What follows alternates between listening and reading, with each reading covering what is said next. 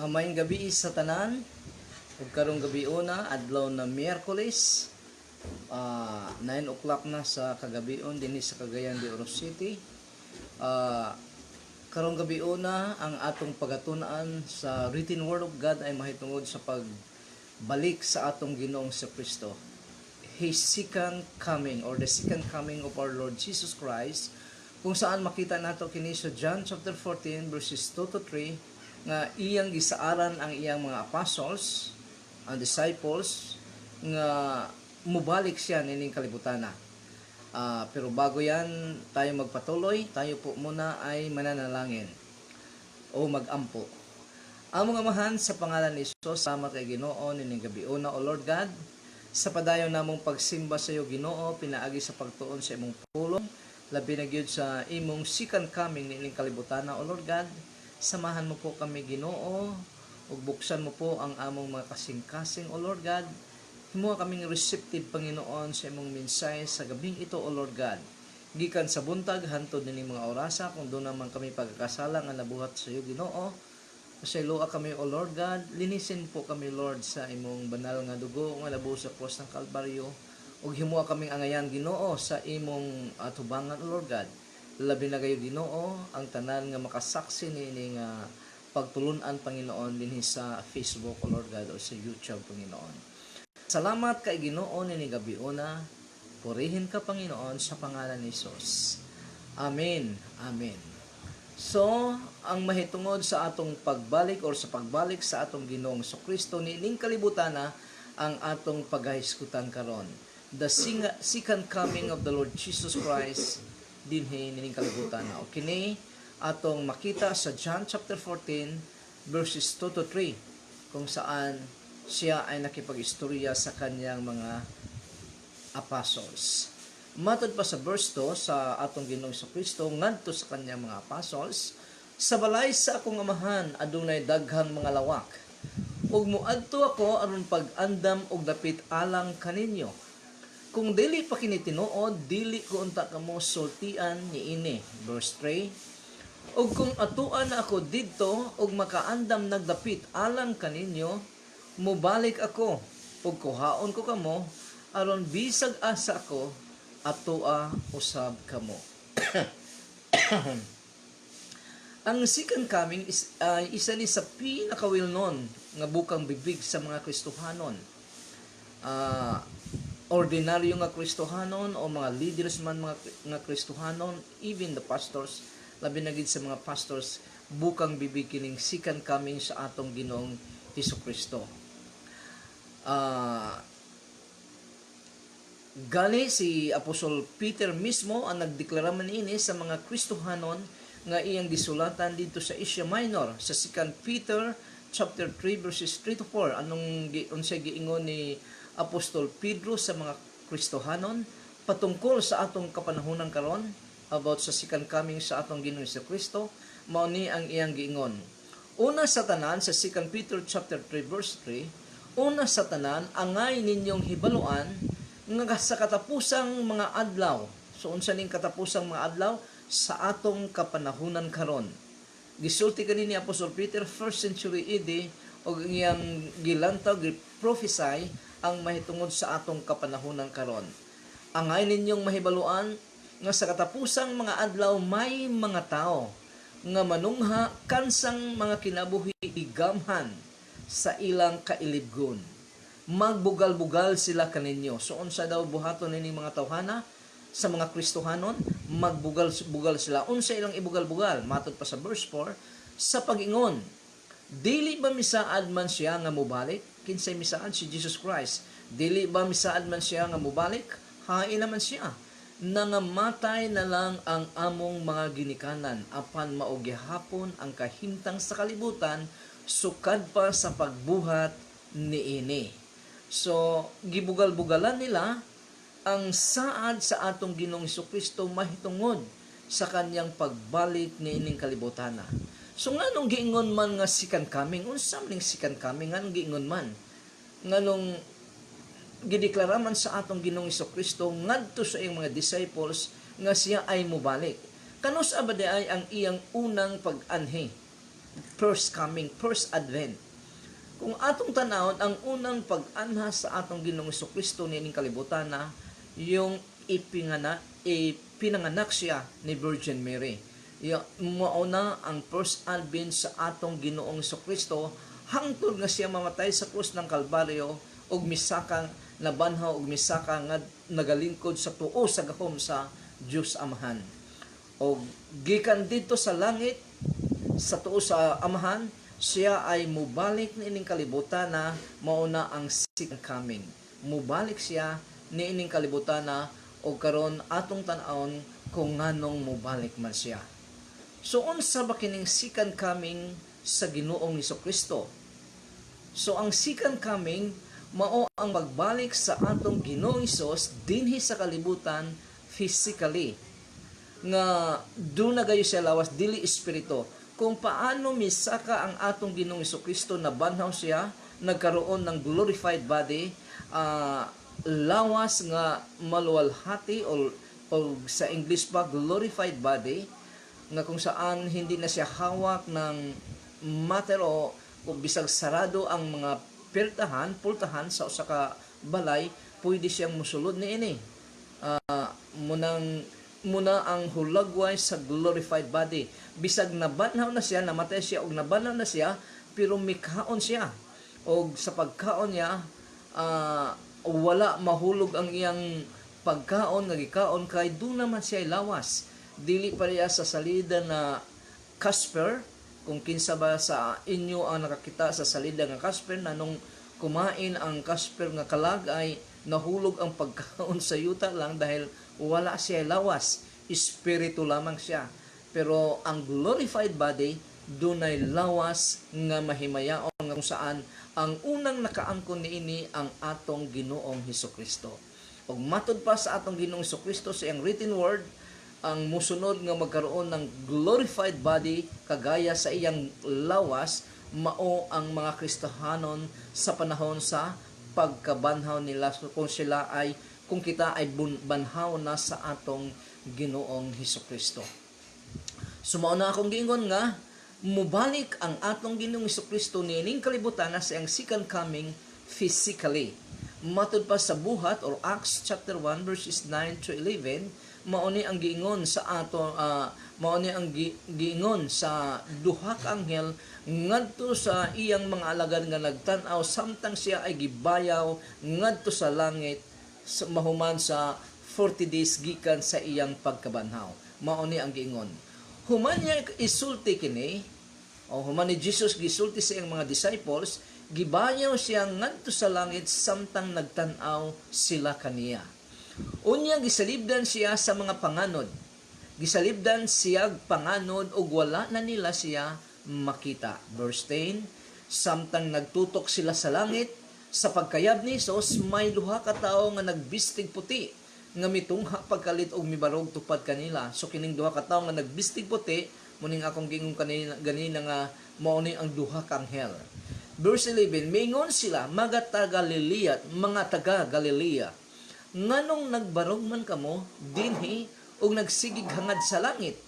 Si Jesus nga gibayaw ngadto sa langit, mubalik sa samang paagi sa iyang pagkayab ngadto sa langit. So matud pa sa duha ka anghel nga kung paano si Jesus Christ ginabayaw sa mga panganod paingon sa langit, mubalik daw siya sa iyang second coming, binayaw sa mga panganod pabalik dinhi sa yuta. So mauna ang hulagway sa second coming. Ang second coming mao ang pagbalik sa atong Ginoong Hesukristo niining kalibutan na physically. Nganong mubalik man siya kay andoon naman siya sa langit nagalingkod sa tuo sa gahom sa Amahan. So para makabalik siya, mubaba siya dinhi sa kalibutan.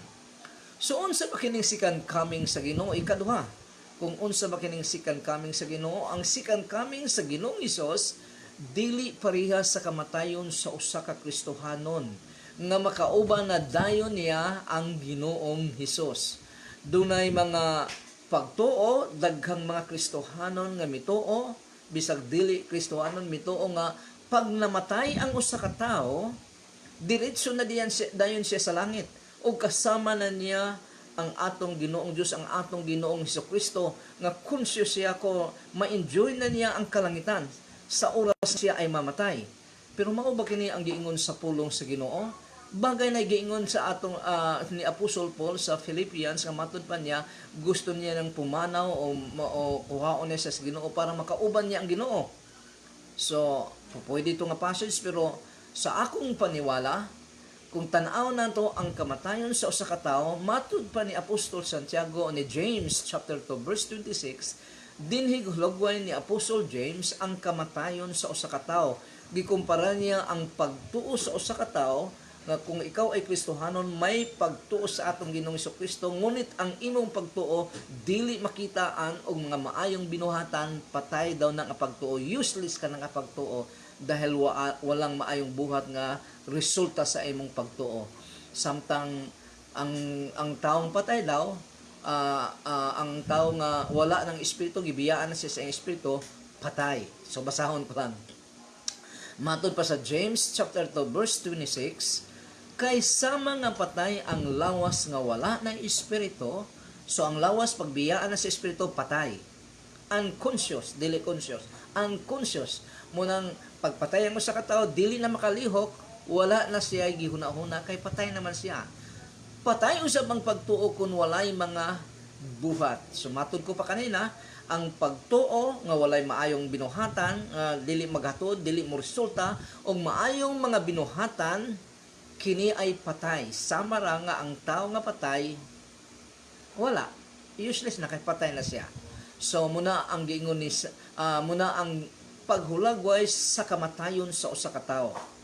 Mao ka lang ang ubang gamit ni Apostol Paul sa kamatayon sa usa ka Kristohanon ay natulog lang. Nangatulog lang. Kay unconscious. Matud pa niya sa 1 Corinthians chapter 15 verse 51, kini ay naglalarawan sa pagbanhaw sa atong Ginoong Hesukristo sa mga Kristohanon o sa mga dili Kristohanon, iyang giilisdan ang ilang lawas sa glorified body bisag buhi pa sila. Matod pa sa 1 Corinthians chapter 15 verse 51, behold, I tell you a mystery. We will not all sleep, but we will all be changed. So matod pa ni Apostle Paul, hindi tayo lahat mga tulog. Figure of speech ni siya sa kamatayon. Pero kita ang tanan ay mabago, kagaya sa atong Ginoong Hesukristo sa iyang glorified body nga lawas. Sa binisaya pa, mao kini ang misteryo, matod pa ni Apostle Paul. Dili ang tanan kanato mamatay, apan kitang tanan kalit nga mausab. So sa English kini ay sleep. So yun na nga na pag sinabing sleep, unconscious siya, mao na nga dili pa niya ma-enjoy ang langit, dili pa niya ma-enjoy ang ihatag sa atong Ginoong Dios, kay siya Kristohanon, regalo sa Ginoong Dios, dahil tulog pa siya, unconscious pa siya. Ay pa lamang siya mahimong conscious kung siya ay pagabanhaw na sa atong Ginoong Hesukristo. Sa panahon na sa pagkabanhaw, magkaroon ng consciousness ang patay nga tao sa dihang banhaw na siya sa atong Ginoong Hesukristo. Ay pa lamang siya mahimong conscious. Matud pa sa atong Ginoong Hesukristo sa John chapter 5 verses 28 to 29, mauni ang iyang giingon, mahitungod sa pagkabanhaw. Ayaw kamo kahibulong kay moabot ang panahon nga ang tanang mga patay makadungog sa iyang tingog. Og manggula sila sa ilang lubong, kadtong maayog binuhatan mabanhaw, og mabuhi sa dayon, og kadtong daotag binuhatan mabanhaw apan silutan. This is speaking sa resurrection day. So matod pa din sa written word of God, madunggan nila ang tingog sa atong Ginoong Hesukristo. Pukaon sila sa atong Ginoong Hesukristo, o sila ay mabuhi. Ang mga maayog binuhatan dahil sila ay mibuhat tungod sa pagtuo sa atong Ginoong Hesukristo, ang ilang mga maayong binuhatan, mga maayong batasan, mga maayong binuhatan, resulta sa ilang pagtuo sa atong Ginoong Hesukristo, mabuhi sila, magkaroon ng kinabuhing dayon hangtod sa kanturan. Ngunit ang mga tao nga wala motuo sa atong Ginoong Kristo, ang ilang binuhatan sukuhay sa kabubuton sa atong Ginoong Kristo, banhaon gyapon siya sa Ginoo, pero silutan siya. Balikon ko, og manggula sila sa ilang lubong sa sementeryo kapag kadtong maayog binuhatan mabanhaw og mabuhi sa dayon, og kadtong daotag binuhatan mabanhaw apan silutan. Unsa bay silot kanila? Matud pa sa atong Ginoong Kristo, mahiaguman nila ang kasakitan sa impyerno nga gibuhat sa atong Ginoong Dios para sa mga demonyo. Kaso lang daghang mga tao nga ayaw mo follow, mo submit sa kabubuton sa atong Ginoong Kristo through the written word of God, kaya sila ay mapunta sa impyerno nga originally gibuhat sa atong Ginoong Dios para sa iyang sa mga demonyo, para sa yawa o sa iyang mga demonyo. Sumuna ang hulagway sa ang pagbalik sa atong Ginoong Kristo, kung saan banhaw niya ang mga namatay, diha kaniya ay dili pareha sa namatay nga usa ka Kristohanon, tapos matilawan na dayon niya, ma-enjoy na dayon niya ang tanan nga gitagana sa atong Ginoong Dios kanya. Dili pa na sa akong pagtuo, siya ay rest in peace na. Makita nato sa sementeryo nga dunay, kung moanda anha ta sa sementeryo, ang mga lapida o cross man na diha, ang namatay nga tao nakabutang diha RIP. Buti pa sabot, rest in peace. Nga pahulay gayud sa insakto dahil unconscious siya.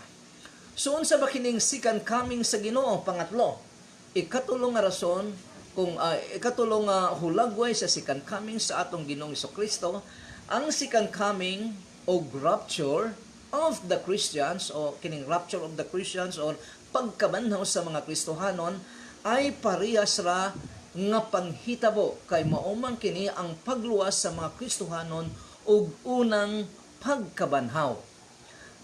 Una kining pagkabanhaw, ang rapture unang pagkabanhaw. Ang second coming gihulagway dito nga gibanhaw sa atong Ginoong Dios, sa atong Ginoong Kristo ang mga Kristohanon. So kini nga insidente makita nato sa mga passage nga atong pagabasahon karon nga parehas gayod. Pero unahon ta sa pagbasa ang Revelation chapter 20 verses 4 to 5. Revelation chapter 20 verses 4 to 5. Mao ni ang giingon sa written word of God. Verse 4 ng Revelation chapter 20. Unya nakita ko ang mga trono o ang mga naglingkod niini nga gihatagan o gahom sa paghukom. So nining higayuna si Apostol John ay gidala sa atong Ginoong Dios ngadto sa langit. Whether ito ay panan-awon lang or physically, girapture gayud siya para makita niya, gipakita sa iya ang panghitabo sa kapanahunan nato karon o sa umaabot pa. Unya nakita ko ang mga trono o ang mga naglingkod niini nga gihatagan og gahom sa paghukom.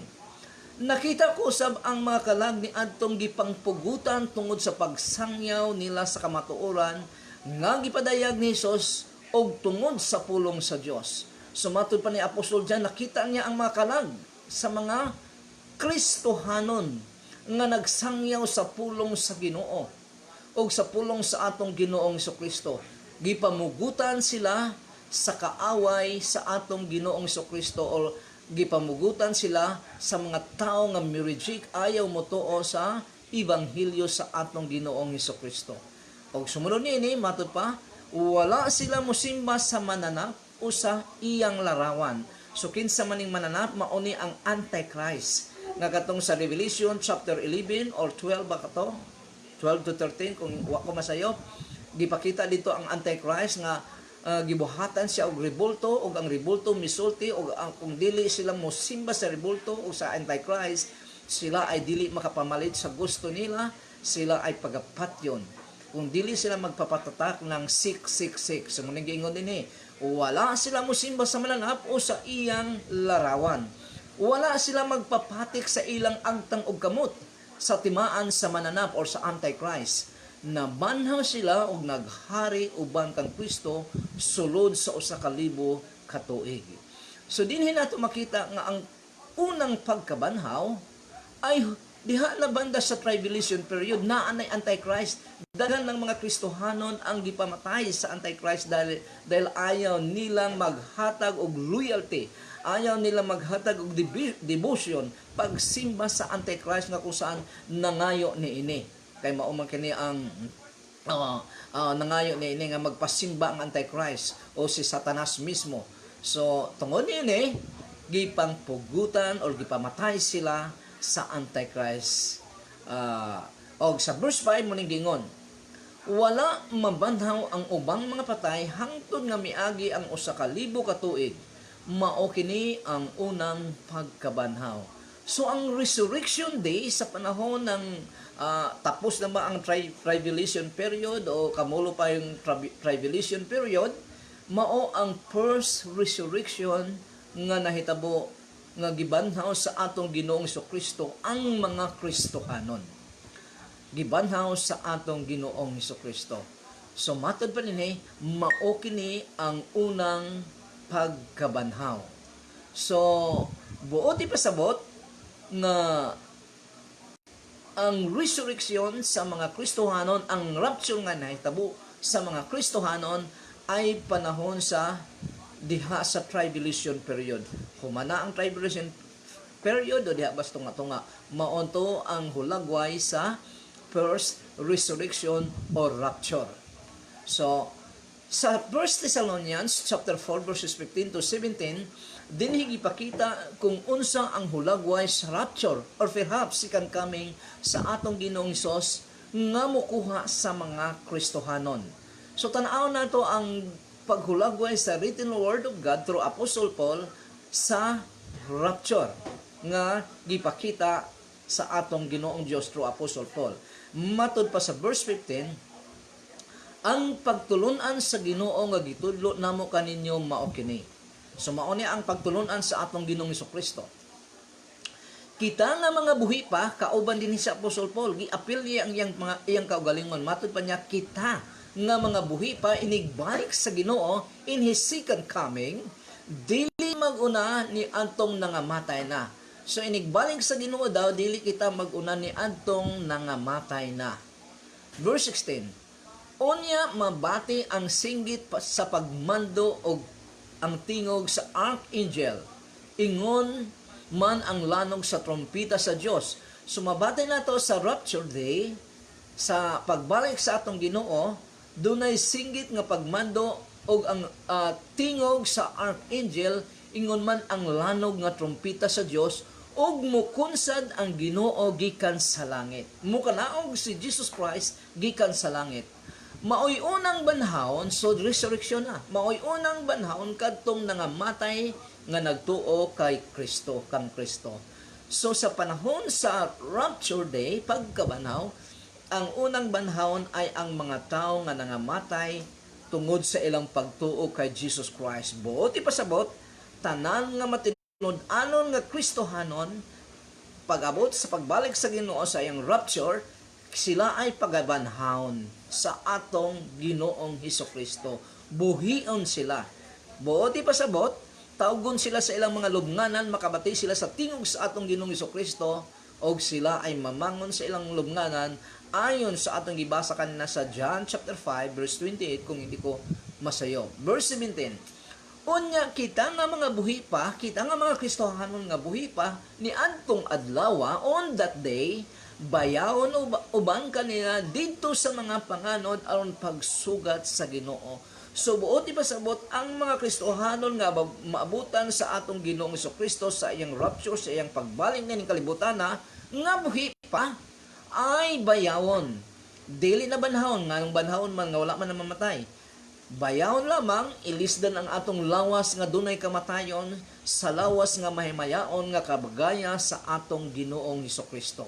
Matod pa dinhi, balikon ko sa pagbasa, unya kita nga mga buhi pa ni atong adlaw, bayawon uban kanila didto sa mga panganod aron pagsugat sa Ginoo o kita unya uban nakanunay sa Ginoo. So sa 1 Thessalonians chapter 4 verse 16 dunay singgit sa archangel og trompeta sa atong Ginoong Dios nga kusog kaayong tingog. Kung atong ibalhin sa Matthew chapter 24 verses 30 to 31, mao kini ang hulagway sa atong Ginoong Jesucristo sa iyang second coming. Sa iyang second coming nining kalibutan na atong pagabasahon o atong ikumpara sa atong gibasa kanina sa rapture First Thessalonians chapter 4. So matod pa din sa verse 30, unya mutungha sa langit ang timaan sa anak sa tao. So sign sa ni Jesus Christ, og manghilak ang tanang banay sa yuta, og makakita sila sa anak sa tao nga muamot sinapnay sa mga panganod sa langit. Kung paano si Jesus Christ misaka sa langit sinapnay sa mga panganod, matod pa din si Jesus Christ muabot nining kalibutan na sinapnay sa mga panganod gikan sa langit. Muabot siya nga may gahom og dakong himaya. Si Jesus Christ daw muabot mo balik nining kalibutan na nga may gahom og dakong himaya. Sa pag-anhi sa atong Ginoong Jesucristo nung siya nagpakatao sa Bethlehem sa pasungan sa mga baka, makita nato dito nga siya ay walay gahom. Nga naman, siya ay nagpakatao para ihalad sa atong mga kasalanan. Siya ay parang karnero nga gidala daw sa patayan o wala gid mo imi. Nagsunod-sunod siya sa mupatay kanya. Pero sa iyang second coming matod pa dinhi may gahom og dakong himaya. So makita nato dinhi ang larawan na sa iyang second coming siya ay Savior sa mga Kristohanon sa iyang katawhan, ngunit siya ay judge sa mga tao nga mureject sa iya. Sa tanang tao nga mureject sa atong Ginoong Jesucristo o sa iyang pagtulunan, siya ay judge. Nganong judgment siya, angayan lamang siya judge dahil matod pa din moabot siya nga may gahom og dakong himaya. Gamhana na siya, di na siya Savior, kung dili Savior sa mga Kristohanon o judge sa mga taong nagpasipala kaniya o nag-reject sa iya. Verse 31, unya mo tingog ang dakong trompeta. Sa verse 16 sa 2 Thessalonians chapter 4, doon ay trompeta, nagkusog ang tingog. Matod pa din sa verse 31 ng Matthew 24, unya mo tingog ang dakong trompeta og ipadala niya ang iyang mga anghel ngadto sa upat ka sulok sa kalibutan. Isin ni Jesus Christ ang iyang mga angels sa west, east, north, ug south, o pagkasulok sa kalibutan, sa tibuok kalibutan, ilang tigumon ang pinili niyang katawhan gikan sa tanang dapit. So nganong iyang gisugo og gipadala niya ang iyang mga anghel sa tibuok kalibutan para tigumon ang mga pinili. Kinsa maning mga pinili? Sila ang mga Kristohanon katawhan sa atong Ginoong Dios. So ang rapture ug ang second coming sa Matthew ay wala ging kaibahan. Mao na nga matod pa ni Apostol Paul, ang second coming o rapture mao ang pinakamalipayong adlaw sa mga Kristohanon. Dili ang kamatayon sa usa ka Kristohanon, dahil matod ko pa kanina, pag namatay ang usa ka Kristohanon, rest in peace siya, ay lamang siya makonscious sa panahon sa rapture na, sa panahon sa resurrection kung saan siya ay banhaon sa atong Ginoong Jesucristo. Mao na nga giingon ni Apostol Paul ni Apostol Paul truth at kang Titus nga ang second coming sa atong Ginoong Jesucristo ang pinaka blessed day sa tanang mga Kristohanon ug pinaka kasakitan sa mga dili Kristohanon. Basahon ko ang Titus chapter 2 verse 11 to 14. Kay gipadayag sa Dios ang iyang grasya alang sa kaluwasan sa tanang mga tao. Ang grasya sa atong Ginoong Dios nga gipadayag sa katawhan ay para kini sa kaluwasan sa tanang mga tao. Ang maong grasya nagtudlo kanato sa pagbiya sa kinabuhing daotan o sa kalibutanong kailibgon. So tungod sa grasya, kini ay magtukmod sa usa ka tawo nga mobiya sa iyang kinabuhing daotan o selfish life. So kung makita mo ang usa ka tawo nga moingon siya nga siya ay tinuod nga Kristohanon, tapos ang iyang binuhatan ay sukuhay sa teaching sa atong Ginoong Jesucristo, wala siya makadawat sa grasya sa atong Ginoong Dios. Wala siya nakadawat sa grasya sa atong Ginoong Jesucristo. Nga naman, matod pa ni sa written word of God, ang maong grasya nga naghatag og kalawasan sa usa ka tawo, nagtudlo kanato sa pagbiya sa kinabuhing daotan. ug sa kalibutanong kailibgon. Nagtudlo kini kanato sa pagkinabuhi nga mapinugnanong sa kaugalingon matarong og Dios non. So ang grasya nga nadawat sa usa ka tawo gikan sa atong Ginoong Dios, sa atong Ginoong Kristo, magtudlo kini sa pagkinabuhi nga mapinungganon, self-control, matarong, righteous, o godly, o Diyos nun. Sumauna ang itsura sa usa ka tawo nga nakadawat sa grasya sa atong Ginoong Dios. Verse 13, kinahanglan ingon niini ang atong pagkinabuhi samtang nagapaabot kita sa bulahang adlaw. So, ang atong kinabuhi daw ay matarong Diyos nun o mapinungganon samtang kitang mga Kristohanon nagpaabot daw sa bulahang adlaw. Unsa ning bulahang adlaw sa English? Blessed day or blessed hope. Nagpaabot kita sa bulahang adlaw, blessed day. Unsa maning bulahang adlaw nga atong gilauman, inig padayag na sa himaya sa atong gamhanang Dios og mangluluwas nga si Kristo Jesus. So ang bulahang adlaw di ay mao ang pagpadayag, second coming sa atong mangluluwas gamhanang Dios nga si Jesus Christ. Dinhi giklaro gid ni Apostle Paul to Titus nga si Jesus Christ ay gamhanang Dios og Savior sa mga Kristohanon. Verse 14, gitugyan niya ang iyang kaugalingon aron sa pagluwas kanato gikan sa tanang pagkadautan og paghimo kanato nga putling katawhan nga iya haragyod. So gihimo kita sa atong Ginoong Dios nga putling katawhan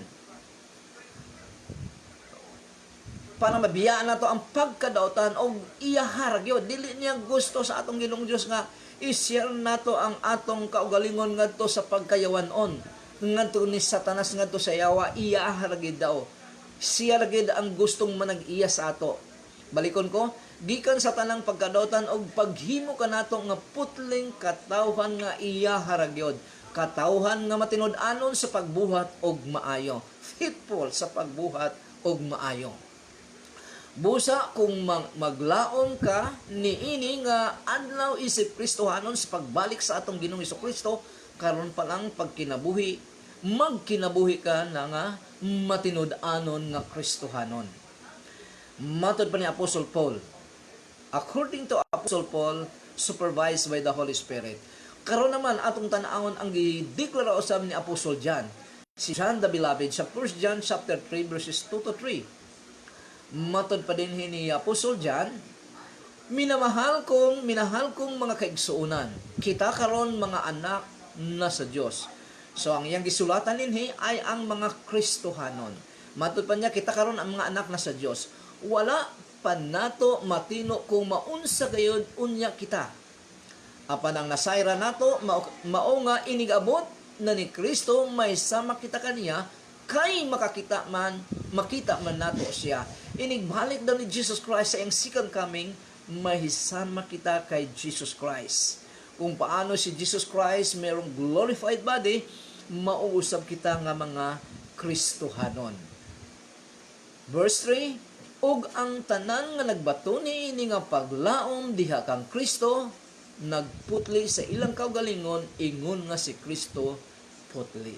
So kung naglaom ka nga mahimong makasama sa atong Ginoong Kristo, makaambit sa iyang kinayahan, makaambit sa tanan nga anaa kaniya, matod pa sa pulong sa Ginoo, karon pa lang magputli ka na sa imong kaugalingon. Dili sa Domingo lang, kung dili sa kada adlaw sa imong pagkatao, sa imong kinabuhi, magputli ka na.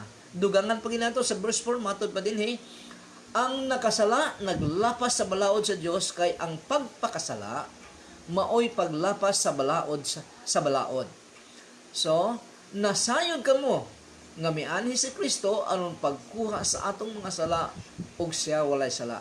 So isa sa gianhian ni Jesus Christ para dili lamang kita madalan niya sa lugar nga iyang giandam kanato, kung dili kuhaon ang atong mga sala.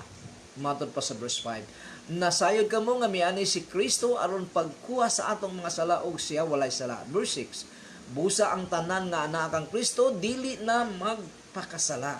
kung ikaw nag-ingon nga matinud-anong Kristohanon, dili ka na magpakasala.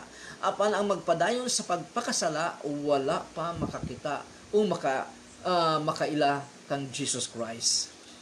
Munang gingon ako, munang gingon nga, kung miingon ka nga ikaw ay Kristohanon, tapos ang imong kinabuhi dili ayon sa written word of God, wala mo ma-meet ang atong Ginoong Hesukristo. Verse 7, mga anak, ayaw kamo palimbong. Matod pa ni Apostol John, mga anak, ayaw kamo palimbong. Ang nagbuhat sa matarong, matarong sama kang Kristo. Ang magpadayon sa pagpakasala, iya sa yawa, kay ang yawa nagpakasala man, sukad pagayod sa sinungdan. So simple lang ang ingon sa pulong sa Ginoo. Ang padayon nga nagpagpakasala, iya sa yawa, kay ang yawa nagpakasala man, sukad pagayod sa sinungdan. So munang ingon sa atong Ginoong Hesukristo dito sa verse 4 nga, verse 4 ba to, verse 3 nga, nga gusto niya nga iya ra gyud kitang mga Kristohanon. Kay kung padayon ang usa ka tawo, bisag unsaon pa niya mag-profess nga siya ay Christian, pero nagpadayon siya sa pagpakasala, simple lamang panag-iya siya sa yawa. Ang hinungdan sa pag-ani sa anak sa Dios mao ang pagguba sa mga buhat sa yawa.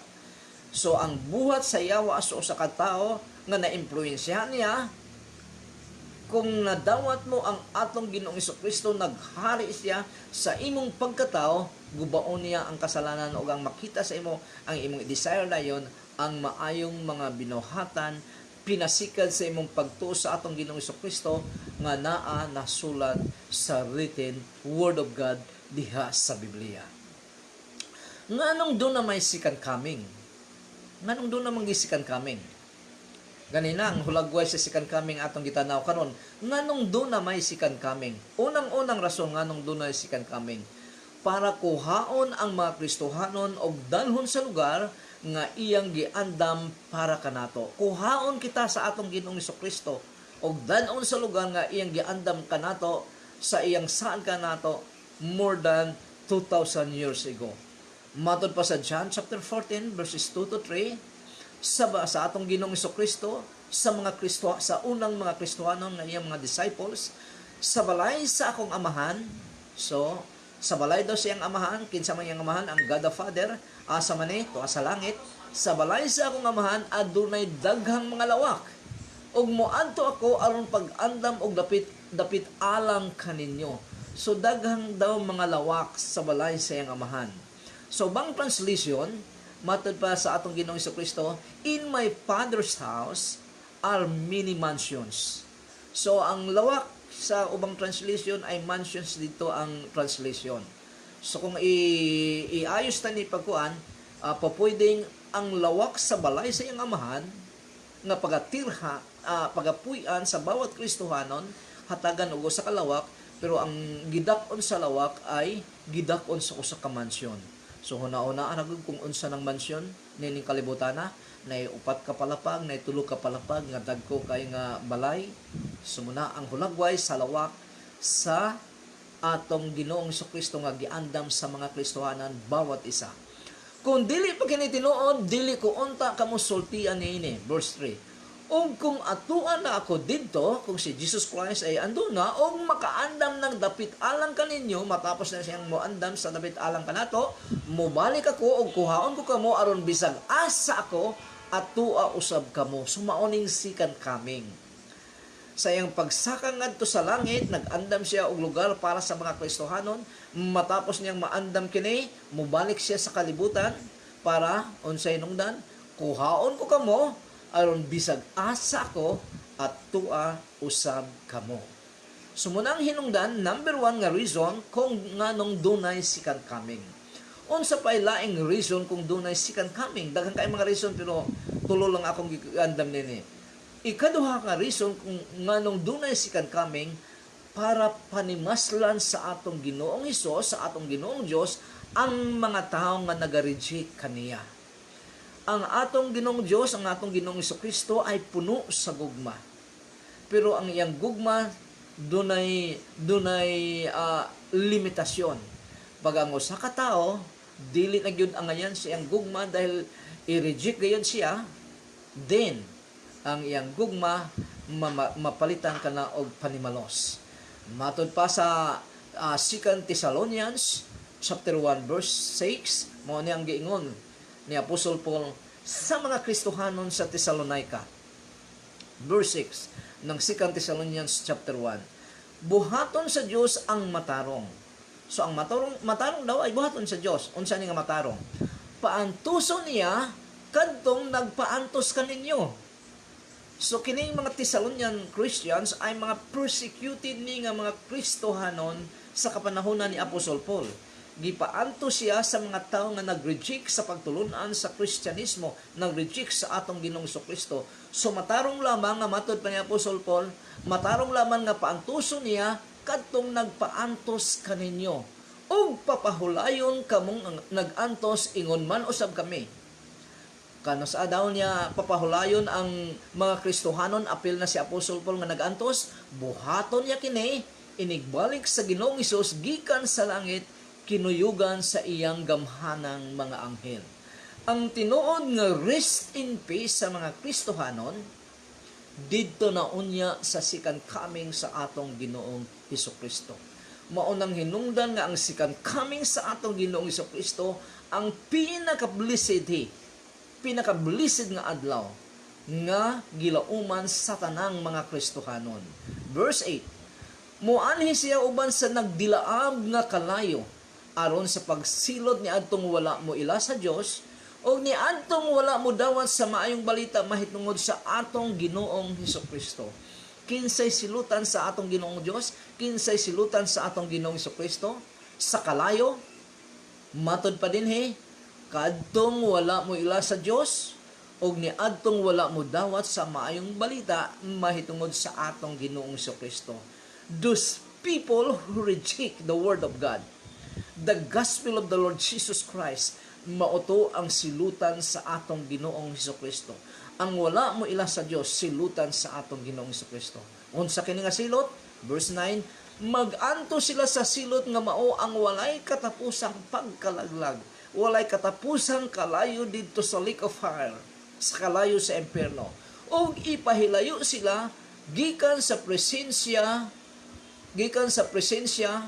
sa atong Ginoong Dios, gikan sa presensya sa Ginoo ug sa iyang mahimayaong gahom.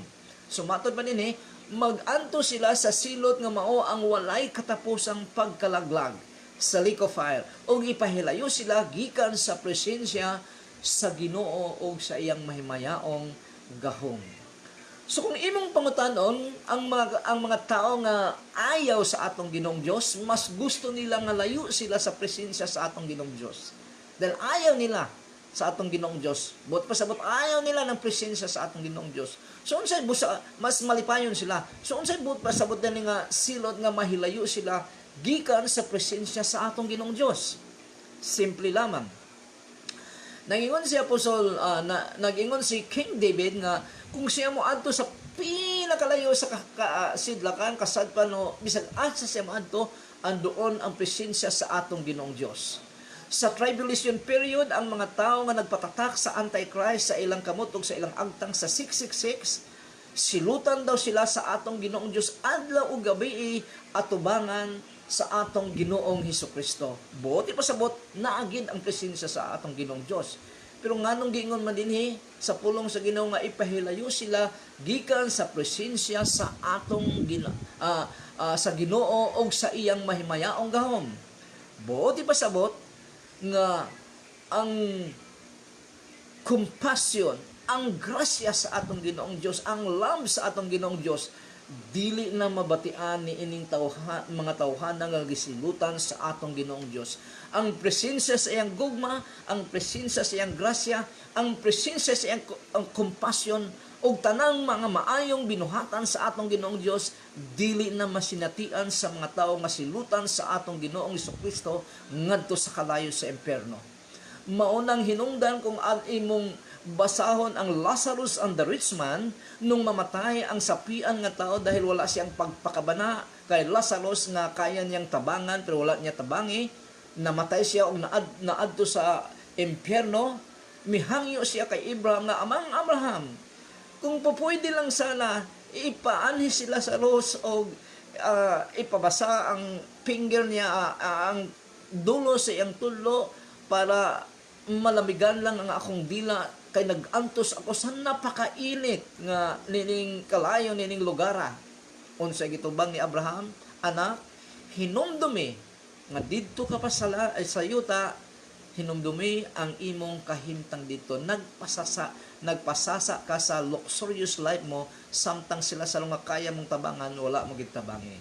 So ang presensya sa kaluoy sa atong Ginoong Dios, compassion sa atong Ginoong Dios, grasya sa atong Ginoong Dios, dili na matilawan, dili na masinatian sa mga taong kaaway sa atong Ginoong Dios kung sila ay iya ng pagasilutan.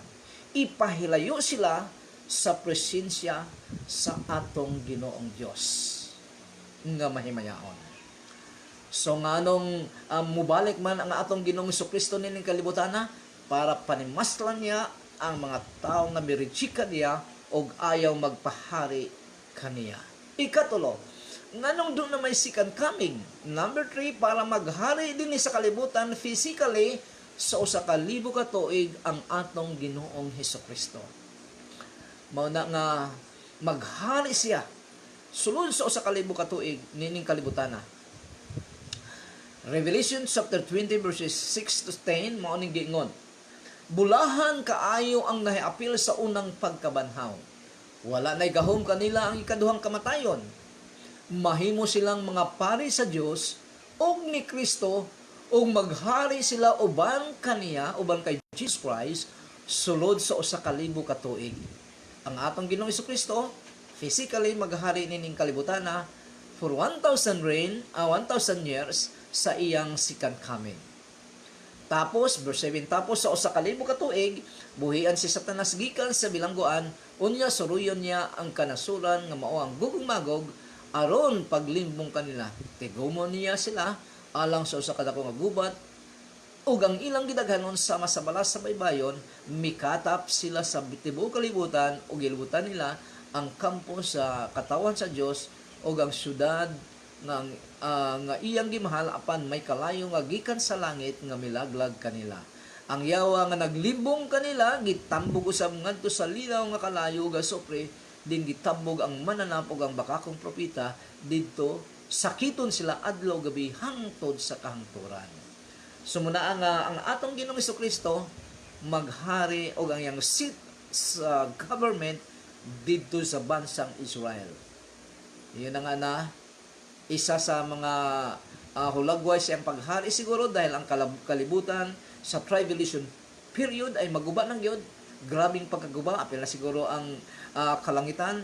So, ayos uli yan sa atong Ginoong Jesucristo kagaya sa larawan sa Garden of Eden sa Genesis chapter 2 to chapter 3. So, kung sa aba mahitabo ang second coming sa Ginoong Hesus, kano siya ba?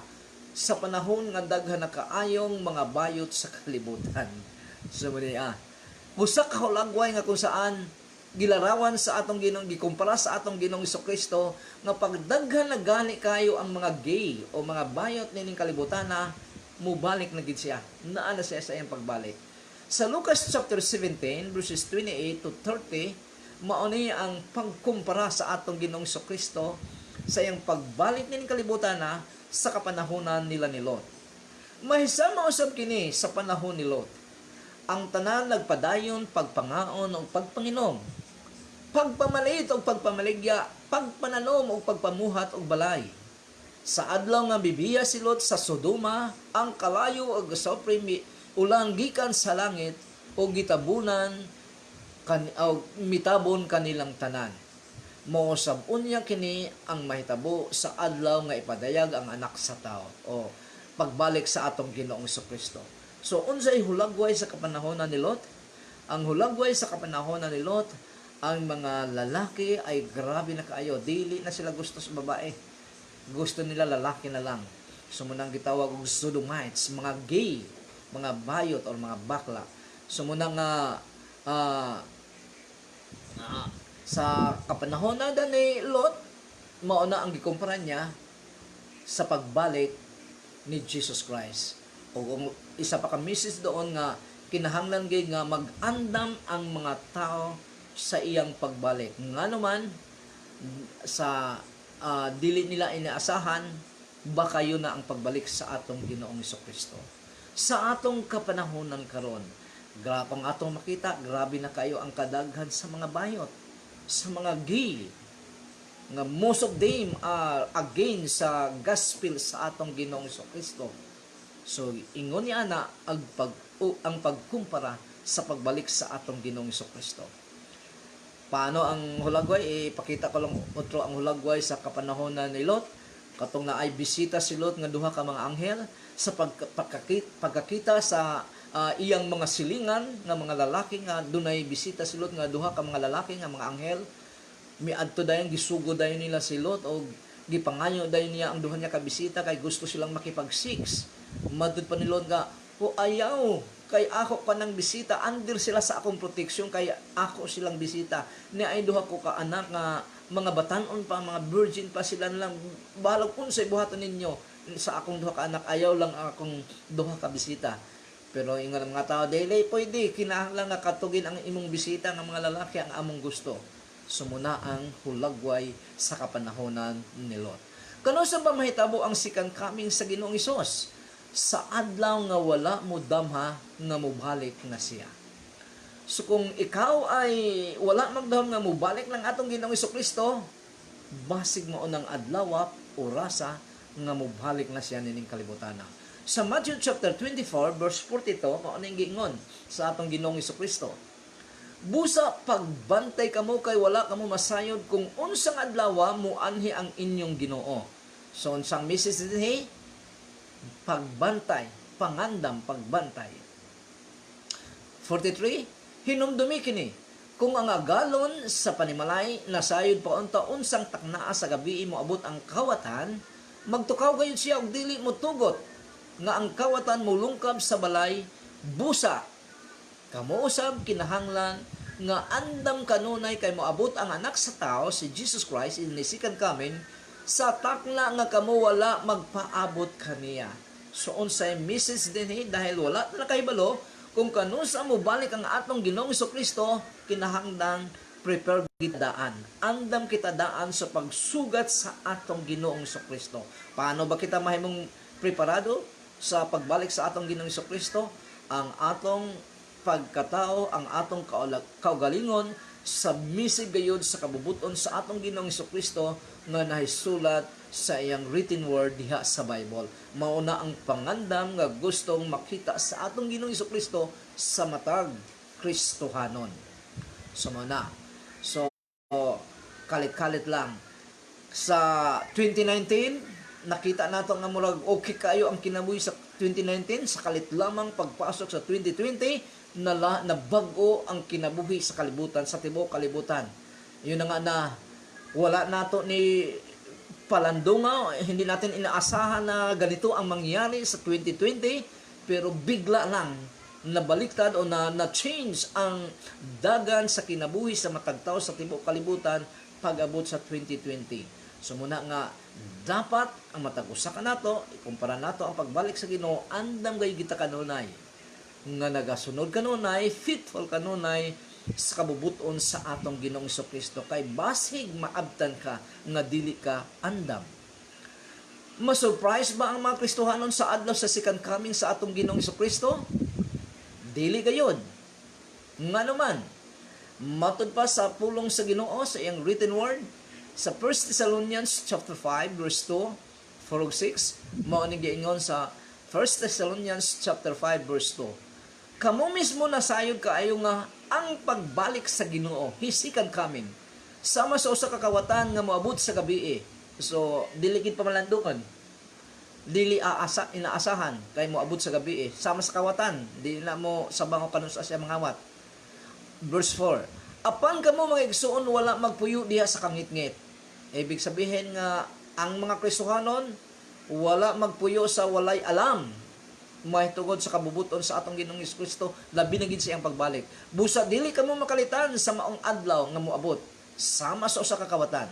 Verse 5, Kamong tanan iya sa kahayag o iya sa adlaw. Dili kita iya sa gabi o iya sa kangit-ngit. Verse 6, busa, dili kita mga tulog sama sa uban kung dili magtukaw o magmaligdong kita. So, ibig sabihin, ang mga Kristohanon nakabalog yun.